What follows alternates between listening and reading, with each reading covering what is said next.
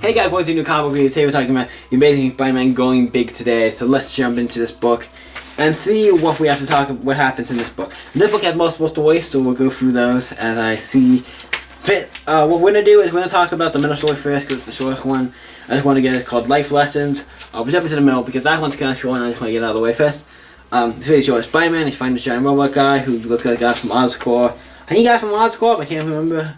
But he got it. I can't see if it says where he got it from. Yeah, Oscorp. He got it from Oscorp. And Spider-Man's hurting really bad, but he's beating the crap out of him. And then he gets to remember, because he's in this alley and remembers something from his past. He was being chased by, I think it was by Butch, who was trying to get Peter's ice cream when he was a kid. He had ice cream. He backed him into a corner, into this alleyway. And he was like, he remembers the stuff Uncle Ben told him. So he's like, do not start a fight, but if you do, don't start a fight and all stuff and and he's like, he throws the ice cream at his face, you want the ice cream? Here, take it. And he puts him down and gets it and then he runs away. And then Ben's like, okay, I saw the whole thing. I was like, oh, are you mad? You could, yeah. It's like, okay, you're fine, you learned the lesson I taught you, that don't start a fight, but if you need to like finish it or you can do that.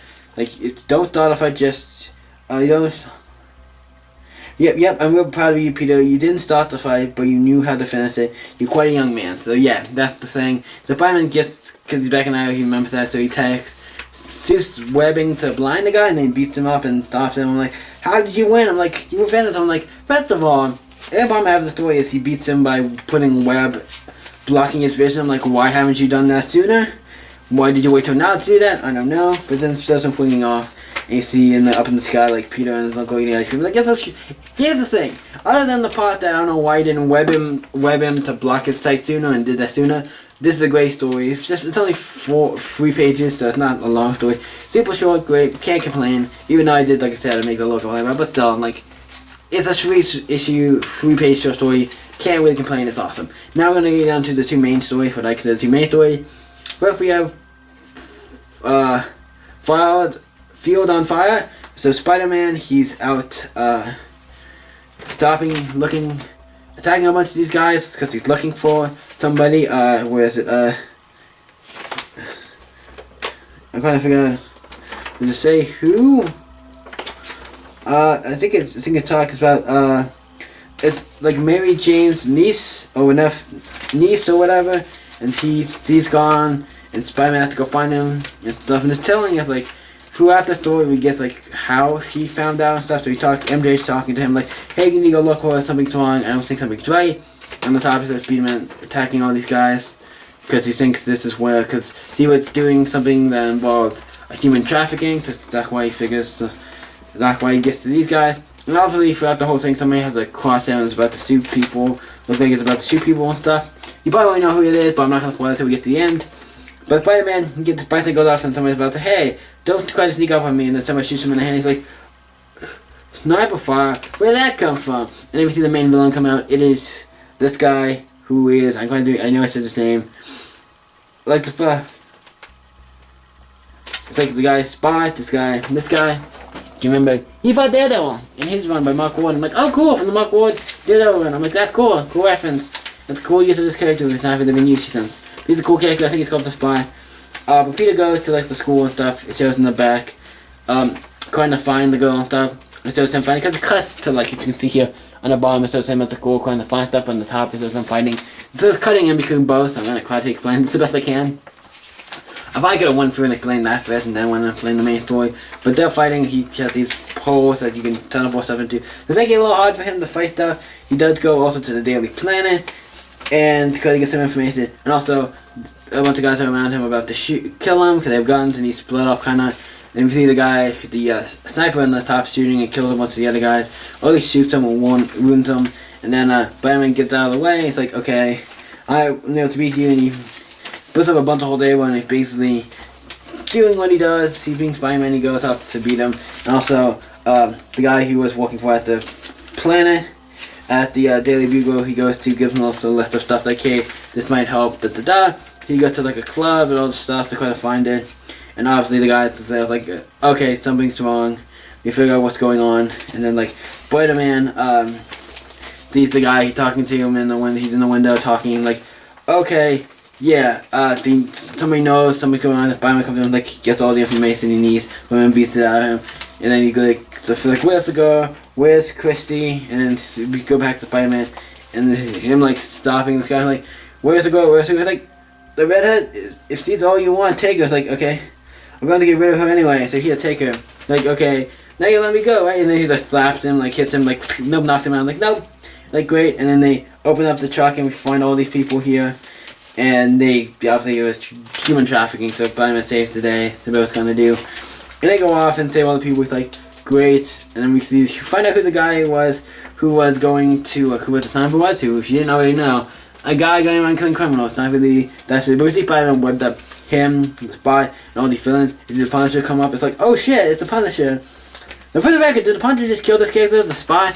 Technically, that's what we're assumed to believe, or did he just ruin? I don't know. I definitely think Punisher was like killed all these guys probably.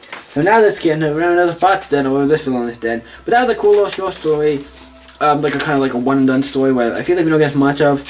Also, this story was written by Gary Conway, who's a really great Spider-Man writer, and this book was great. So I was like, yeah, that was good. And also drawn by Mark Bagley, so I'm like, oh fuck, it's gonna be a great book. Cause I love Mark Bagley's artwork, so it's like, I'm always down for Mark Bagley Spider-Man any day of the week. So this book already gets a plus. The main reason I wanted to get this though was for the last story. That made me like go, oh shit, I really want to read this. It's a amazing Spider-Man story. It's called the Execution. It is written and drawn by Mr. Erik Larsen, who's doing a Spider-Man book. I'm like, oh shit, Erik Larsen's doing a Spider-Man book. I saw he was doing a Spider-Man book. I'm like, I gotta get him if he's doing a Spider-Man book. I think the cover that I used for this episode is gonna be actually his. This is the cover I got, because sometimes I'll get what they have, because I know there's a book, it's like it's a one shot, so I'm like, I'll go there, if they have it, I'll pick it up, but sometimes don't get to choose. Sometimes if it's on the rack and it's a one shot, they have multiple colors, I'll pick, but if they just have one, I'm like, whatever. I want to read the book, and I'm not the biggest cover person. I'm like, you have multiple covers, and if the book I'm picking off the rack, I will, like, if this book was on the comic store, if they have multiple covers, then yes, I'd pick my favorite, and since it's just a one shot, but for the most part, I don't care, like, like all the stuff I get in my box, give me whatever, I don't care. I don't have really a preference. It's like, oh yeah, give me, I want this. No, I don't really care. Like, really, I don't care. It's just not. I don't have any preference for that kind of stuff. But if I'm getting something that's off the rack or something, I might take a go at like. So if it's something like a one shot or something like this, where I'm not planning to be like, oh yeah, this is something I'm gonna get. Like, I didn't even know this was coming out till I saw it was coming out in the comic books. So I looked up what was coming out this week. So yeah. We'll get into the Erik Larsen story though, because that's my favorite. Because I like Erik Larsen's artwork and I love Savage Dragon and all that stuff, so I'm a big fan of Erik Larsen. And this whole Spider-Man stuff, so cool. See him back doing Spider-Man. So it's him and he's fighting this girl, has a bunch of these guys. He turned into like werewolf or something. Pretty, I'm like, okay, starting off strong. And then he's obviously fights him. He has the spider tracer thing. That looked like a spider fish, but now he shoots it at somebody and it turns him back into human, because these guys were all turned into these werewolf like monster things. He's turning him back, he's like, no, you can't do this, and then she starts shooting at him, like, nope, he stops him, and she's like, okay, he keeps turning people back, like, oh shit, I gotta get out of here, because he's turning all my guys, my werewolf back into bigger people, I'm gonna be screwed, so I gotta go and get out of here. So he beats him all, and then Webb says like, police come in, then he webs up to us saying, he's like, police, he's like, well, end scene, Rocas, and then we get up to Mary Jane, and Peter Parker starts up like, hey, I'm here. It's like, okay, cool, and like, great, I got the tickets online, everything's like, I'm good, I stopped it, this is what happened, I'm like, this is what happened, well, you're here, you made it on time, everything is like, yeah, he's excellent, so where are the tickets I get, the tickets, and he's like, no, wife, I got the tickets, and so like, I can't believe you like to say that I was surprised, but I'm not. I'm like, okay, you know what? You're like, give me timing. I can go back to the website. I can get. I was like, that's all I got. I was like, no timing. And he gets in the Spider-Man costume and like swings across town. I'm like, how did that not lead to you finding other crimes? Because there's probably other crimes. So I don't think you're gonna make it back for 4 minutes.